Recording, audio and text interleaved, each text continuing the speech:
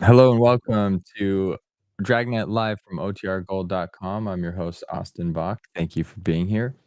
Happy Wednesday.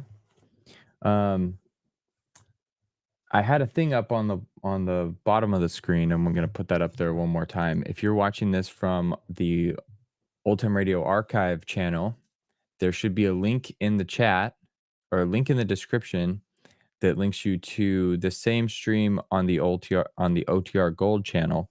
If you want to participate in the chat you see here on the side, and the chat from which I'll be highlighting messages throughout the stream, um, go there, subscribe, and then tell us where you're tuning in from. Also, want to thank everyone who has done that already.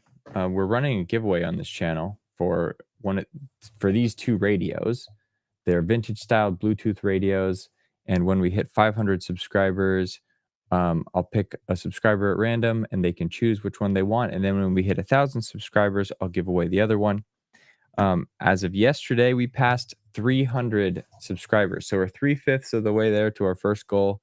That is awesome. It means that I'm excited about that. Thank you very much for being here on the stream, for listening, for subscribing and commenting and sharing. All those things help. One, it's fun to interact with you all. And then two, that interaction helps boost the channel all across YouTube and attracts an even larger audience. So thank you for all that you do. Let's see here.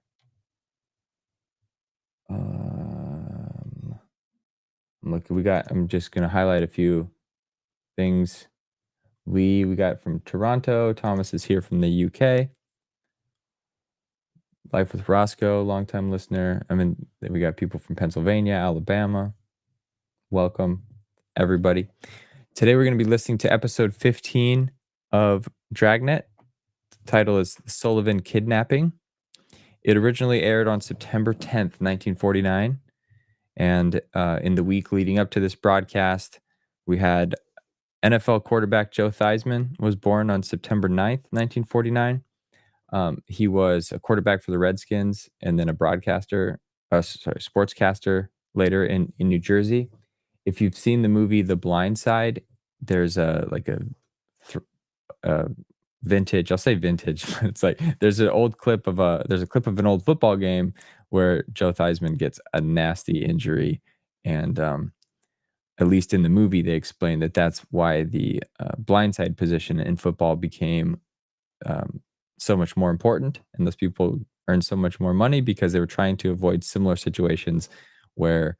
So anyway, in football, the blind side, my understanding is they are the guard. They block the offense from trying to tackle the quarterback, but they do it from like if you're a right-handed quarterback, you're going to be throwing, and like your left side is your blind side because you have less visibility that way. Um, I'll probably get corrected on that, but that's my understanding of the position and Joe Theismann's involvement in that story and everything. So he was born on September 9th, 1949.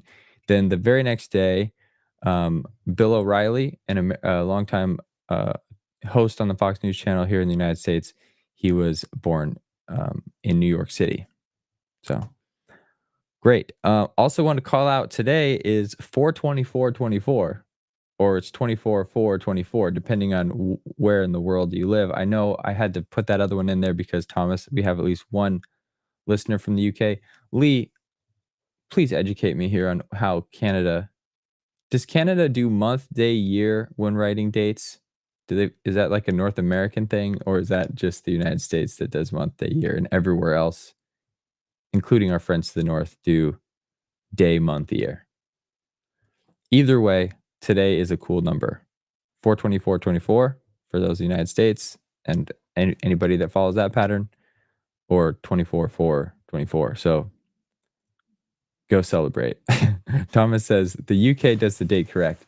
Um, I I tend to agree with you. It makes sense. It makes more logical sense to do smallest to largest, um, or most specific to least specific. And I can count by tens better than I can remember how many whatever's are in a mile, how many feet are in a mile. So I would love if we switched to the metric system, but it's a very costly endeavor. So I don't think it'll ever happen. And um, yeah, anyway, that's a topic for a different day. But cool. The other thing I wanted to say here, oh, Lee says Canada does both.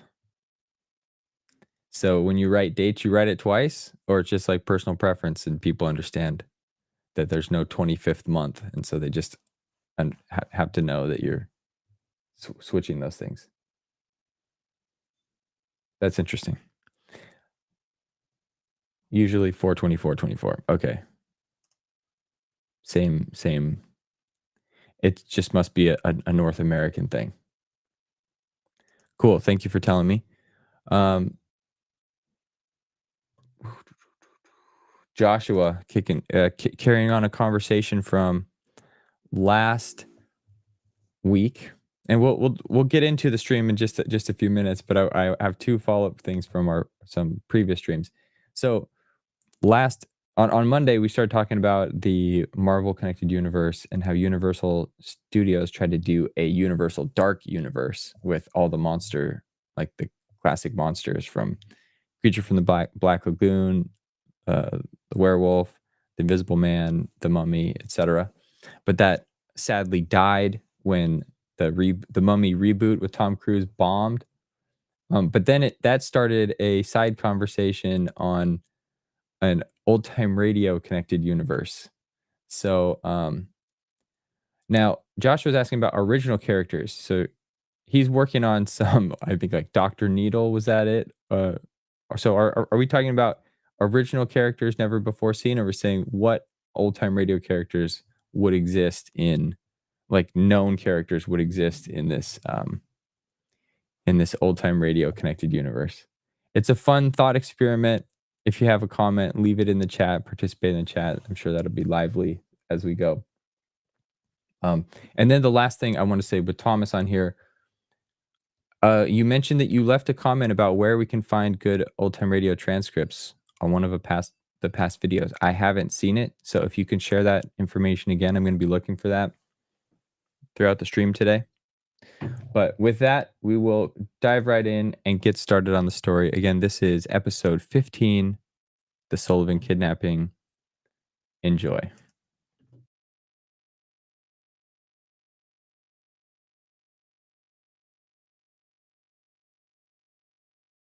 Hello and welcome to Dragnet from OTRGold.com. This episode will begin after a brief message from our sponsors. Here's another in NBC's great parade of new shows.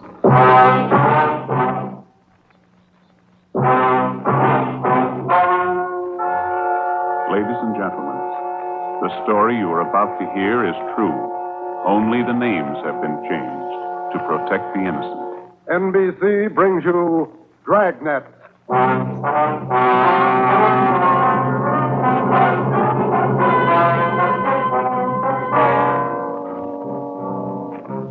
You're a detective sergeant.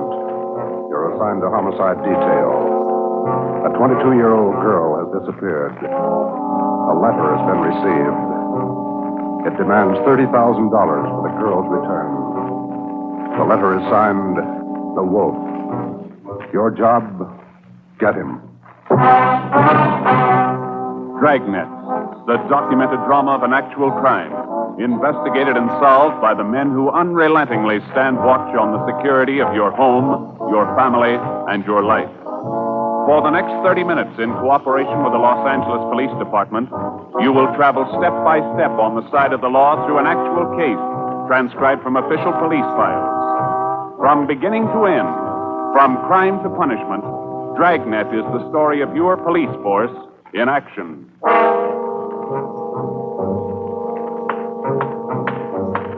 It was Tuesday, October 18th. It was cloudy in Los Angeles. We were working the night watch out of homicide. My partner's Ben Romero. The boss is Ed Backstrand, chief of detectives. My name's Frank. I was on the way back from the stats office, and it was 3:26 a.m. when I got to room 42. Homicide. Got those mugs you asked for, Joe. Here they are. Thanks, Harris. Backstrand leave yet? In a minute. I'm going out with him. What's the address out there, the Sullivan place? 814 Castro Boulevard. You go straight out Santa Monica, take a left at Castro. I remember. You ready, Chief? Yeah. Friday, you call Romero yet? Right now. Get on it. This one we don't fool with. Yeah. Come on, Harris.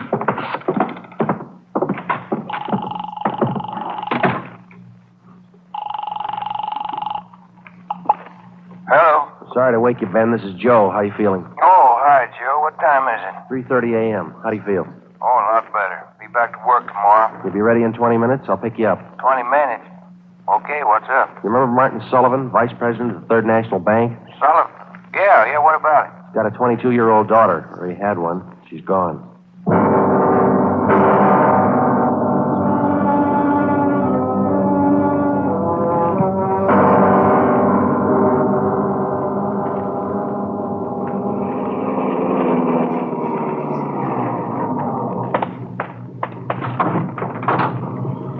You made good time, Joe.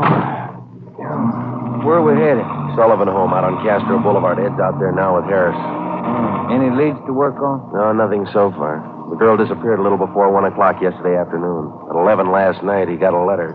They want $30,000. Sullivan hasn't got that kind of money. Yeah, I know it. Poor guy's almost out of his mind. Fill me in. How did it happen? Well, the guy took the girl out of business school. He had her called out of class. Told her father was sick, said he was a friend of the family. Well, how about the teachers? What was their story? Said the girl didn't want to go with the man at first, but he finally talked her into it. Kept telling her father was dying. That's about as low as they come. Yeah. Did he use a car? Witnesses said it was a blue sedan. They didn't get the license number or the make. Did they remember what the guy looked like? About 5'9", 160, brown suit, dark hair. Nothing else? No. Here's a copy of the letter. The usual. Read it. Yeah.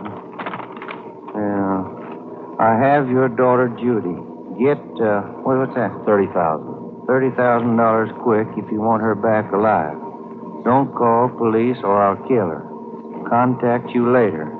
Signed, what was it? The Wolf. Oh, Wolf. Huh? I could think of a better name. Come on, here we are. Who's got the original note, Joe? Lee Jones down at the crime lab. He's checking it for prints and handwriting. Well, if he was... Oh, hi, Dave. Right on in the house, boys. Chief's waiting for you. Thanks, Dave.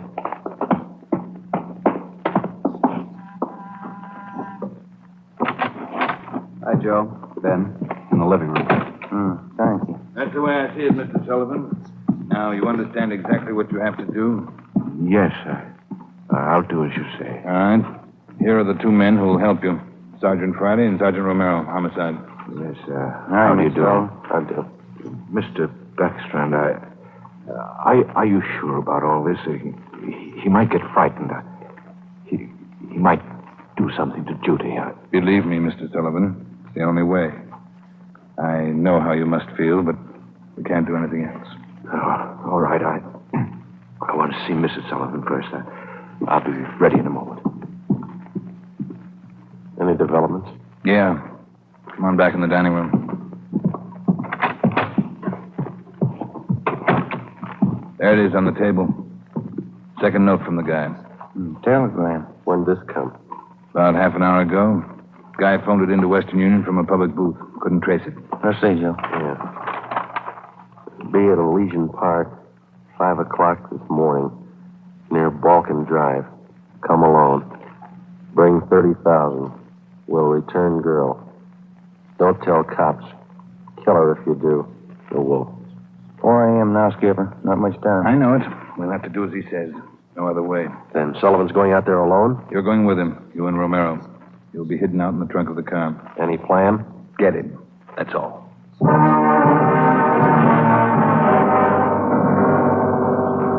Ben and I went out the back door and into the Sullivan garage. We jammed ourselves into the trunk compartment, and Harris closed the door on us.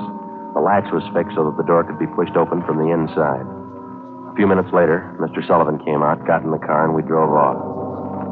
At 3 minutes to 5, we pulled up at the meeting place in Elysian Park. We waited. Nothing happened. At 5 minutes past 5, it started to thunder. That's all we need now. Thunderstorm. Stuff in here in this trunk, isn't it? Oh, yeah. Ben, Listen. Sullivan? Must be. Wonder if he's seen anything. Sounds like he's pacing up and down alongside the car, doesn't it? Now, listen. Can't hear anything else. Can you?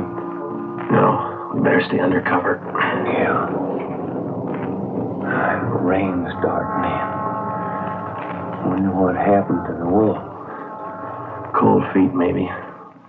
Let's wait it out.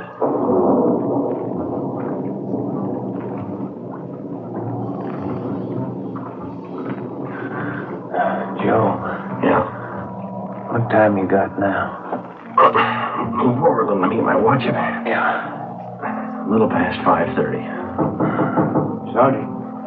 Sergeant. Mr. Sullivan? Yes. Do you think he's coming? It's late. It's getting daylight. We better wait it out, Mr. Sullivan. Now, look, don't come back here again. If he's watching, you might tip him off. Oh, all right. All right. Poor guy.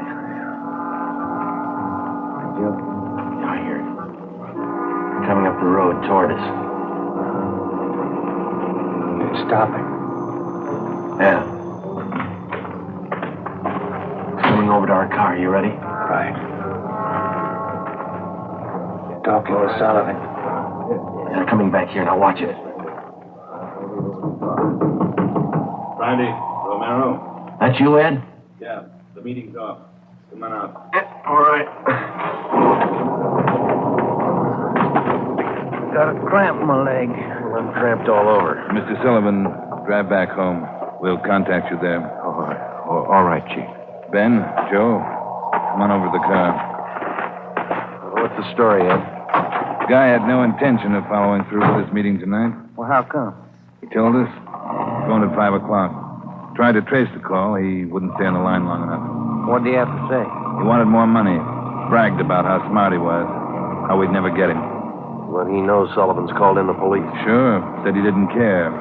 We'd never get him anyway. Yeah, pretty cocky. Pretty smart. Take my word for it. He's no dummy. Control 1 to 80K. Control 1 I'll get it. 80K. 80K to Control 1. 80K to Control 1. Go ahead. 80K, go to your office. Code 3. Go to your office. Code 3. GMA 367. All right, Romero. Let's roll.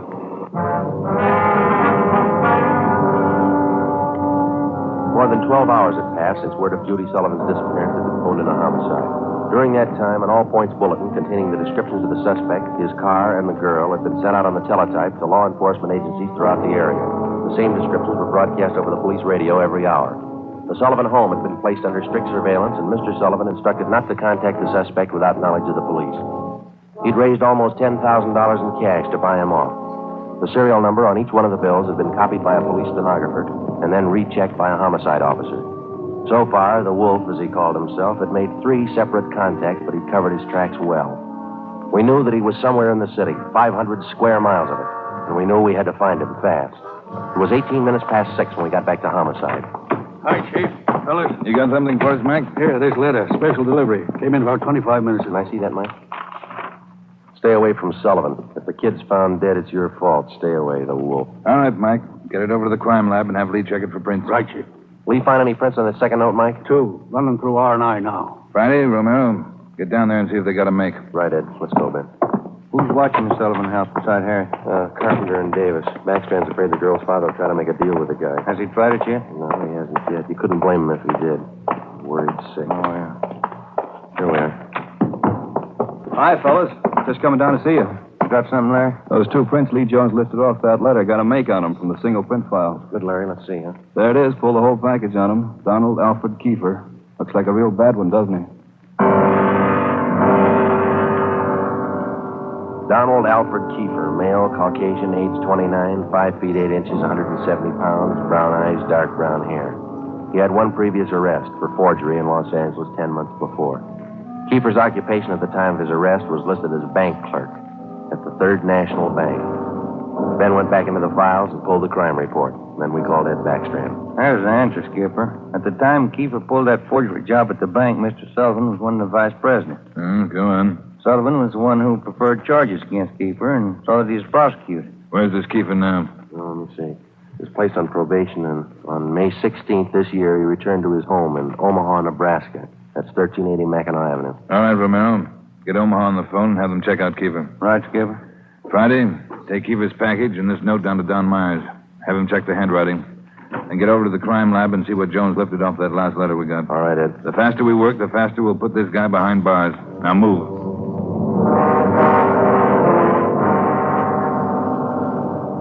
How's the writing compared, Don? What'd you find? Yeah, looks good. See here?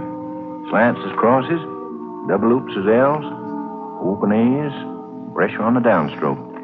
Donald Kiefer, Wolf, same handwriting. Lifted 3 prints off this last note, Joe. Brought them out with the iodine fume gun. They match with the first. Thanks, Lee. Did you find anything else? I don't know if it'll help you much. We examined the paper for watermarks and texture. Both notes are written on the same kind of paper. Impressions show both pieces of paper from the same tablet. Checked the density of the carbon and the pencil he used. Both specimens match. Same pencil.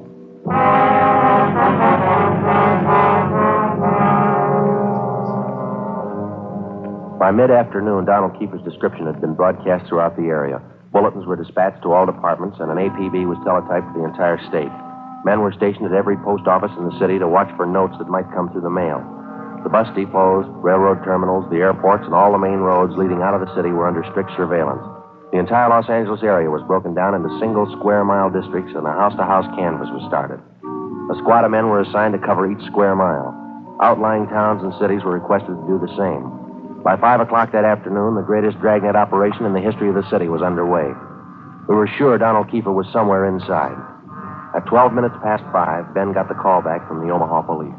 Yeah, I got it. 6 X-ray 419. Nebraska plate, right.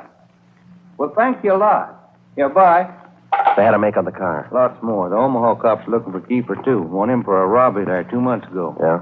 In that robbery, he used a stolen 1939 blue sedan. Nebraska license plate, 6 X-ray 419. How about his family and his friends back there? They all been checked? Yeah. Well, get that car description to communications, huh? APB, teletype, and broadcast. I'll tell Ed. Yeah, right, Joe. Friday, Romero. Yeah, Ed. What are you tied up with? Well, just got a call from Omaha. Make on Kiefer in the car. Give it to me. You two get out to the Sullivan house fast as you can. See Harris. What's happened, Skipper? Martin Sullivan's disappeared.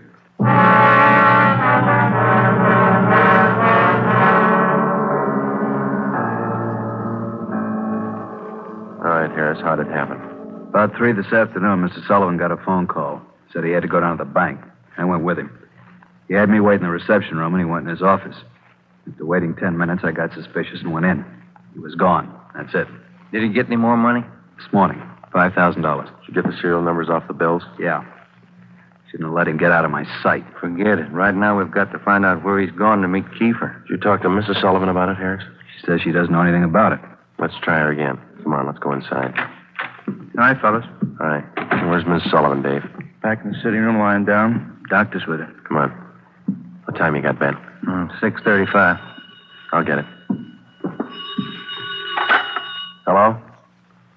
Well, where are you? Oh. Where are you now? Where are you now? We'll be right out. That was Martin Sullivan. He met with Kiefer out in Laurel Canyon.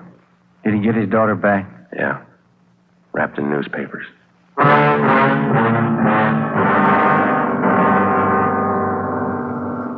All cars in the area were notified that a contact had been made with Kiefer.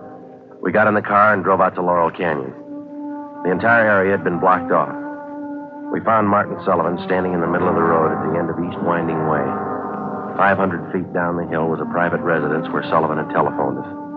It was the only building in the immediate vicinity. A few yards beyond the point where East Winding Way ended, back in a clump of tall grass, we found the body of Martin Sullivan's daughter. We notified the crime lab, Chief Backstrand in the coroner. Despite a severe state of emotional shock, Martin Sullivan tried to tell us the story. He said Judy was all right. I believed him. I wanted her back. Judy. I tricked the officer, the one watching me. He said, come along, no police. Did you see his car, Mr. Sullivan? I wanted her back. I wanted Judy back. I did as he said. I drove here at 6 o'clock and I waited. I put the money on the front seat like he said. Did he get the money, Mr. Sullivan? And I got out, left parking lights on. I stood up there by the end of the road, waiting. Mr. Sullivan. Then he drove up. He took the money. Then he came up to me.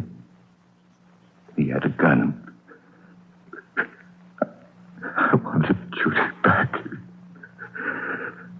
He had a gun. Did you see his car? He said she was up there, beyond the road, tied to a tree. I brought her back. Mr. Sullivan, did you see his car? I went to look for Judy. He drove away. She wasn't there. By the tree. Couldn't find her. On the way back, I saw her bundle on the way back.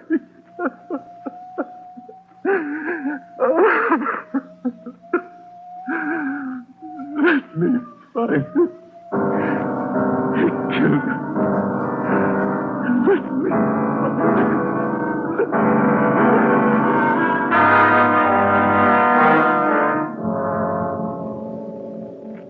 Before he went into a state of complete collapse, we showed Martin Sullivan a picture of Donald Alfred Kiefer. He definitely identified him. The information was immediately relayed back to Central Division, rebroadcast to the entire police radio system. A teletype was dispatched to sheriff's offices, and communications were sent to police stations throughout the country. The house-to-house search throughout the entire city intensified. The dragnet in which we hoped to trap Donald Kiefer was drawing slowly inward. It was 12 midnight. Street, Sullivan girl murder, next street. Read all about it. Citizens join search for killer. Friday, did the papers get a list of the numbers on that ransom money? Yeah, it got them in the final net edition. 2.5 pages of serial numbers gave it a big spread. Look at these pictures of Kiefer here, all over the front page. The more the better, Romero. I hope this town never forgets that face. Good reminder. You don't make deals with killers. Hi, fellas. Come on over. Find anything yet, Lee? Just checking over these towels here. Found them wrapped around the girl's body, inside the papers. Funny thing about those papers, What's that, Lee? they're all yesterday's. Every story about the girl's disappearance has been clipped out. Maybe the guy's making up a scrapbook. How about the towels, Jones? Any laundry marks? Not a one so far, Ed. Every one of them was clipped off. Pretty smart. The morgue post the body in? They're doing it now. Yeah, nasty one. Yeah. Did you get any footprints or tire marks out where they found the body? Lots of them, all cast. Bossy and Taylor are checking them. One thing. What is it, Jones? I don't know. Under the seam here. This towel. Wait a minute. Joe, that pair of snippers there. Yeah, here you are. Thanks. Just back under the seam. There. That's one tag he missed. Any markings, Lee? Yeah. Greenway Apartments, Los Angeles.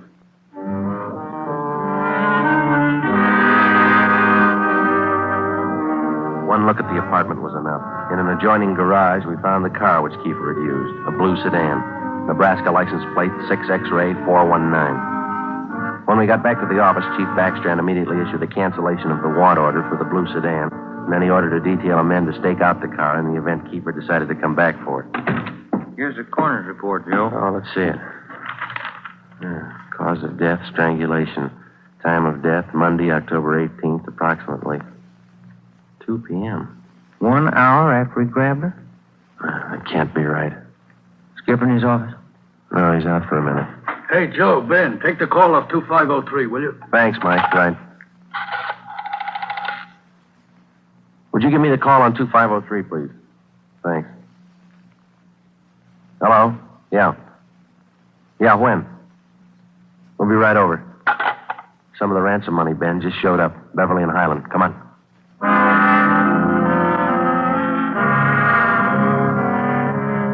The man's name was Ralph Donahue. He operated a used car lot on the corner of Beverly and Highland. He told us that early that morning he sold a dark blue late model coupe to a man who gave his name as Fred Sims. The man paid for the car in cash. Donahue told us that he checked the serial numbers on the bills after the man had driven away. Serial numbers check out, Joe, every one of them. If I only thought to look, officer, and you know I generally do. I'm the suspicious kind anyway, but, this morning I must have been asleep. You got the full description on the car, Ben? Yeah, Joe. All right, let's get it on the air right away. I saw his mug in the paper while I was waiting for you. Too late. Sorry. Yeah, thanks.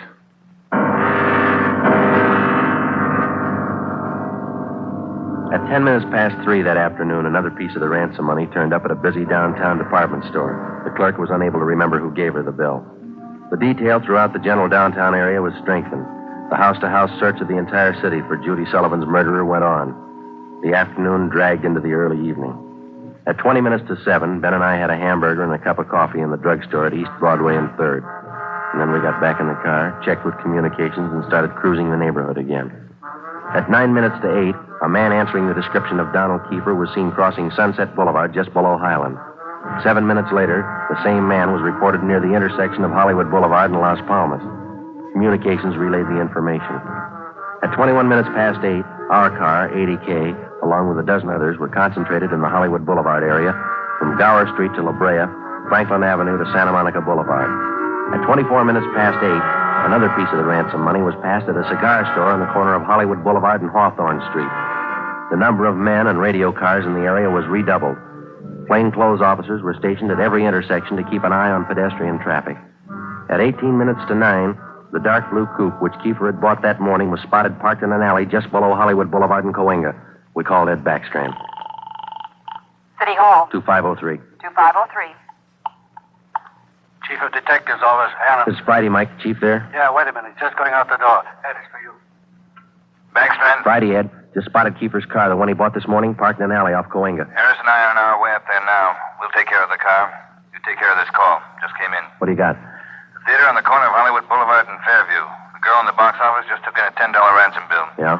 She got a good look at the man who passed the bill. She says it's Kiefer.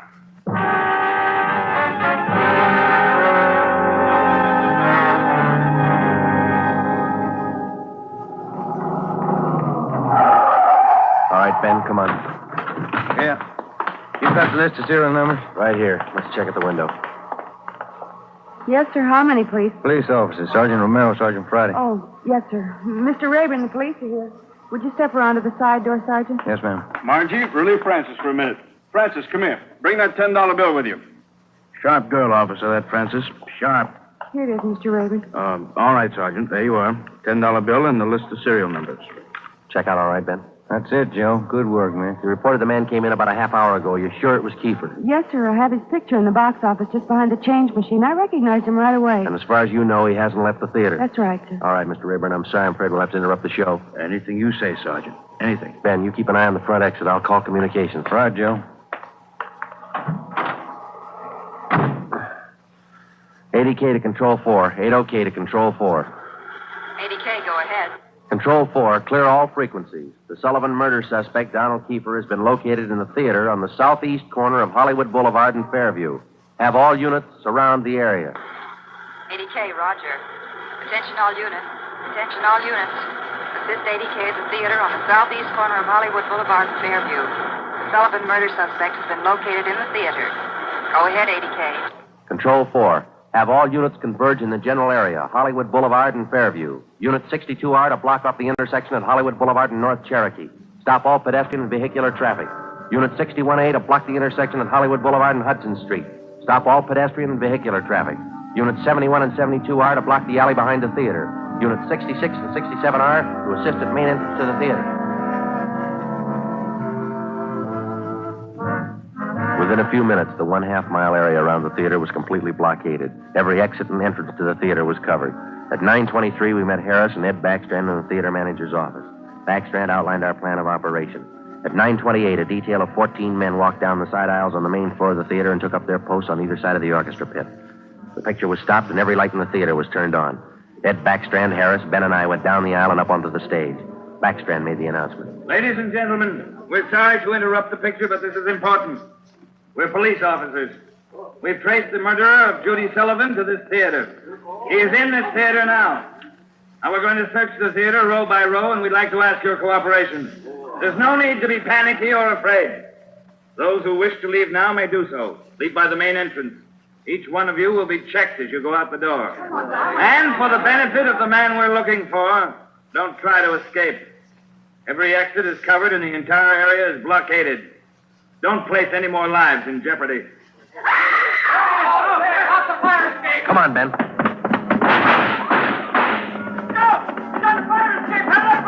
Backstage, Joe. We can make it from there. All right, let's go. Come on, hustle it, Ben. Yeah. The next building. You'll probably try to jump for it. All right, watch it. I think this door leads out to the roof. There he goes. All right, keeper, hold it. Don't shoot, I give up. Throw your gun down. Over here. Don't shoot.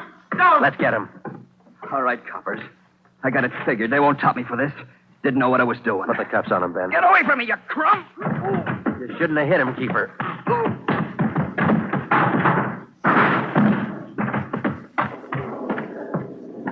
All right, Ben. Try the cuffs now. Yeah. Come on, let's get him in out of the rain. What's the hurry? Why spoil a good rain? The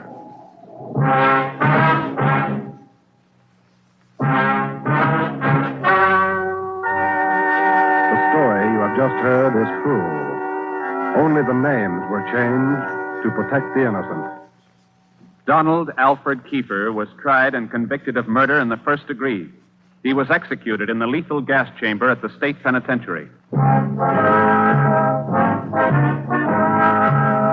You have just heard the 15th in a new series of authentic cases transcribed from official files. Technical advice for Dragnet comes from the Office of Acting Chief of Police, W.A. Wharton, Los Angeles Police Department. Tonight's program is dedicated to Deputy United States Marshal John B. Glenn of Boise, Idaho, who on the morning of July 31st, 1940, gave his life so that yours might be more secure.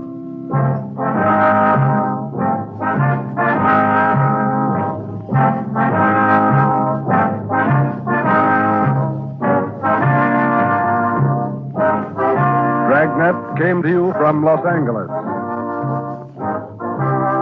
Theater Guild on the Air returns tomorrow night on NBC.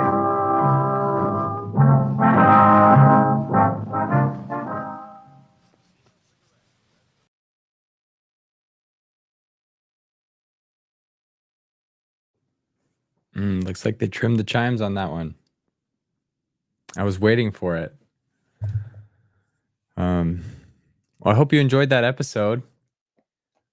As I mentioned in the chat, the that scream at the end that the woman makes in the theater, those screams, it would just scare me to death if I heard that in real life. Just such a high-pitched scream out of nowhere.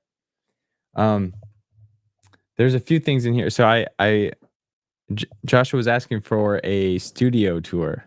This is like the most basic of studios. This is actually a guest bedroom in my house. And I, to my wife's dismay, put all the stuff up on the wall with her permission, but it took some convincing. And this is it. That's all you can see behind me. Everything else is a bed, and there's just a bunch of stuff there that I need to clean up.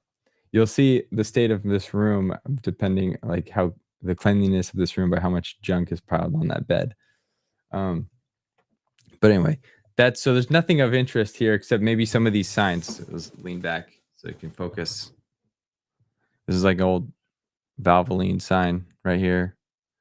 This is a Dodge sign. This is the Ford Motor Company. That's PepsiCo. It's Coca-Cola. This is Texaco. So just a bunch of old or vintage inspired stuff. Like they're not actually vintage. A lot of these I just bought at different stores. They're like replicas of them. But I like it. And it makes me, I'm drawn to this. So I'm drawn to like the 1950s aesthetic. So the golden age of radio, people say, is like the end of the 1920s, like 1930s through the 1950s primarily. And then towards the end of the 1950s, television started, increasing in popularity. That's why in these historical events that I'm sharing, you hear just like regional channels are popping up everywhere. And then some of these radio programs successfully made a jump into television, Dragnet and Gunsmoke being one of them. Roscoe says, I need signal oil. Hey, if I could get my hands on a signal oil sign, I would do it. Oh, here's a Chevy sign. It's the older Chevrolet. This is a Heinz pickle. It's hard to see. It's old Firestone. But anyway, but it's that era, that kind of the latter half of the golden age of radio that that I just like the illustrations. I like the colors that were used in that time period. Like, I'm drawn to that area. So this is what that's why it's designed like that. It's kind of like, I'm into old time radio, I'm into vintage stuff.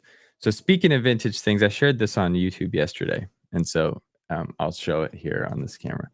I don't normally buy Lego sets. I think that it's really cool, but they tend to be kind of pricey. But then I saw this. This is a Lego typewriter. And it's pretty awesome. When I saw the video, I was like, okay, it checks all the boxes. It lets me build something. It's like vintage inspired. And this is, look at this. You push this button, the striker moves. And so it doesn't matter. There's only one striker. The rest are decorative. And this is obviously a fake ink ribbon. Like, it's not actually putting ink in here. But this thing will strike the page. You can turn this and it brings this, it pulls this paper forward and backwards. It also moves the carriage forward, so I can push it off to, oops, it's Lego. I'll put that one back. But look, if I push this, see how it's moving across? You see the carriage go all the way across?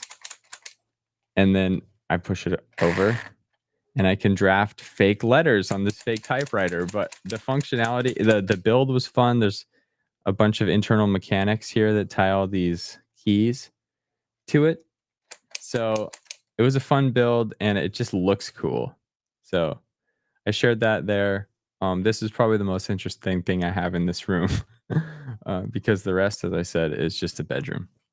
So thanks for asking about that. It's kind of fun to share, but it's kind of, there's really not much beyond that. I hope you guys are enjoying these as much as I am. It's a fun time, something I look forward to every Monday, Wednesday, Friday. So I hope to see you all back Friday morning. Thanks again for all the activity on the streams. I see a lot of listeners here jump onto some of our 24/7 streams as well and interact with people. Encourage them to chat, just so we can build some community around our shared love of this type of content. One other thing, actually, before I drop, I want to show you. So let me go real quick. I'm going to share my screen again. I'm going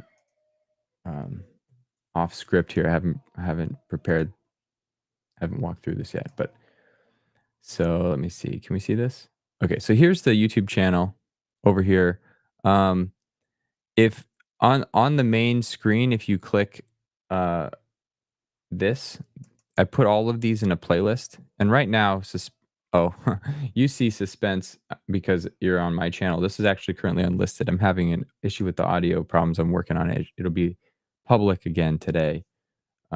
But if you watch from here, if you go into the stream and then click play all, it's going to start playing something, which I'll pause a second. Have we had one here? But now that it is in playlist mode, these like, you can skip backwards and forwards, and it's like jumping between the streams, as if it's like a radio dial, because there's just 6 of them, so you can just like tap between. There's no commercial breaks, so there's obviously no like, when I'm in the car and I'm listening to the radio, whenever there's a commercial break, I just skip to the next like preset there. But in this case, there's not. But after maybe an episode ends and you want to check something else, if you're in the playlist mode, you can just jump between it by clicking the skip forward and backwards. They also have keyboard hotkeys to do that. It's Shift N for next and Shift P for previous. And it's kind of fun. I was playing with it yesterday, and I like listening to it in that playlist format so I can jump between them more easily. Roscoe says, suspense died. Did I get it back up? No. So I thank you for reporting that. He went into one of the streams. This is just a little bit of background info. But he went into he left a comment on a stream today that suspense was down. Like sometimes if there's an issue with the audio, it'll just stop playing audio for a long time and it gets stuck in a loop. I figured out a way to fix that. I just have been going through each of those 24/7 streams and fixing them. Suspense and Johnny Dollar are the two I haven't done it yet. Haven't completed yet. So sure enough, we hit an issue with suspense. I'm doing that now, which is why the stream is currently unlisted. And once I finish that process, I'll put it up again. I'll make it public. And so you can tune back in, and I'll reset it at episode 296, which is, I think, the one that it had an issue with. And then it should be smooth sailing from there then on out. If you're in any of those 24/7 streams and you see an issue, please do me a favor, leave a comment, tell me what episode it is, like what's the information on screen, when it went out. And as soon as I see that, I'll go address it. And little by little, we should avoid similar issues, and we'll get to a point where they're just super reliable and they're up all the time. So that's it for me today. Again, thank you for being here. If you haven't subscribed to OTR Gold, please do. Just go to YouTube, click subscribe. If you click the notification bell, you'll also get notified when we go live. I do this every Monday, Wednesday, Friday. Likes and comments help us reach more people. So please continue to be engaged. Our numbers are growing. It's great. I think so. We hit 300 yesterday. We're at 320. I think we're at 321 right now. So onward and upward. This is good. Thank you all very much for your support, and have a great day. Hope to see you on Friday.